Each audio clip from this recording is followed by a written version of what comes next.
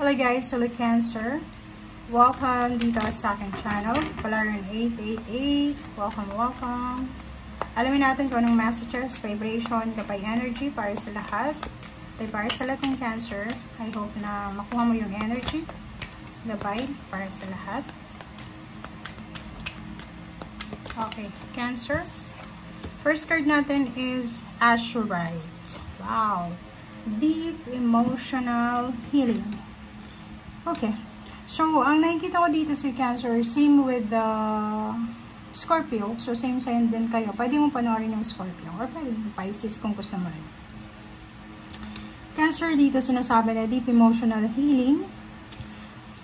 Your heart is ready to heal from the past experiences. And you are willing to devote time and energy toward therapeutic care. So, nakikita ko siya dito na handang-handa ka na, parang marami kang pinagdaanan na emotional problems, emotional issues sa buhay. Eh, dito nakikita ko na ready ka na let go yung past mo. And willing kang gamitin yung oras mo, yung energy mo para sa healing na to. Okay. Wow.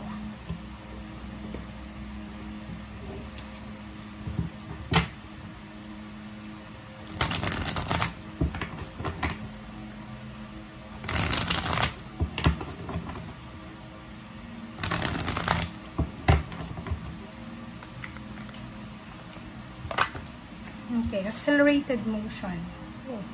Okay, so nakikita ko sir dito na isang, para kasi siyang 8 of Wands. So, nakikita ko sir dito, isang napakabilis na information, news, balita, or any information ang posibleng darating sa'yo. Okay? So, dito, sinasabi sa'yo dito na ihanda mo yung sarili mo. Okay? Ihanda mo yung sarili mo dahil maraming mabilis na pangyayari ang darating. In this 2025, mabilis talaga yung mga actions ngayon. So, nakikita ko sir dito na huwag kang magpadalos-dalos. Okay? Huwag kang magpadalos-dalos. Gamitin mo yung time mo. Sabi mo dito, time and energy toward therapeutic care. So, gamitin mo yung oras and energy mo sa tama na paghihintay and huwag magpadalos-dalos sa kung ano man na decision making.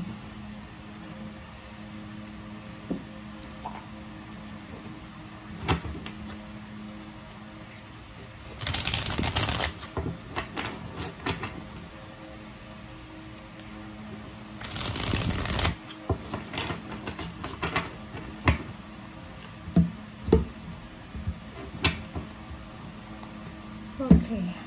First card natin is the Emperor. Same with the Scorpio. Nakikita ko sir dito na meron sa inyo dito, Cancer, na makaka-recover kayo sa mga pain and heartaches, losses, or anything na nawala sa inyo. Pwedeng nawala for last year, last month, or kung kailan man siya. Okay?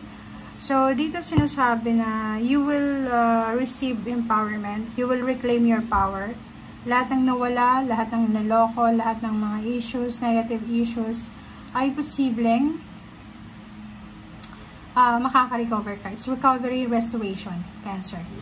Ten of Cups, emotional fulfillment, emotional blessings, a reunion, recognition, appreciation sa loob ng family. Pwedeng may housewarming, house blessings, new member ng family, binyagan, or any celebration na posibleng mangyari. Ace of Cups, nakikita ko na aapaw yung cups mo. Okay? So, sobra kang magiging masaya. Sobra kang magiging sobra-sobra yung happiness, joy, and peace and harmony na mararamdaman mo. Okay? Nakikita ko rin sa'yo dito na be patient. Kailangan mong maging mapasensya. Huwag mong gamitin yung sobrang saya na nararamdaman mo para mag-decide ka ng mga bagay-bagay na pwede mong pagsisihan. Yun nga sabi sa atin, huwag tayong masyadong magdesisyon or huwag tayong gagawa ng mabilis na desisyon kung tayo masaya, malungkot, or ano pa man. Death card. So yun na nga. Nakikita ko sa'yo dito, you're moving on forward. positive forward. So, yung death card is transformation. So, nakikita ko na magta-transform yung buhay mo into positive transformation. Knight of Wands is it's either my new relationship, new source of happiness, excitement, new job offer, career offer, financial, or anything na pwedeng magdala sa'yo ng excitement. Milagro. Nandito yung milagro. So, sinasabi sa'yo dito na for the month of February, nakikita ko na isang milagro ang posibleng mangyari sa'yo. Ito pwedeng yung mga relationship from the past. Diba? Yung mga issues sa past na relationship na pwedeng masettle. And siguro meron kang mga issues sa ex mo, sa kapamilya na nangyari sa nakaraan na posibleng masettle mo siya sa ngayon. Isang unexpected offer ng job or pwedeng isang unexpected na offer from your last company, from previous employer or from previous individual na connected sa'yo. Okay, so mag-iingat ka. Okay, mag-iingat ka dahil Cancer, pwedeng ma-involve ka sa mga away, gulo, or anything.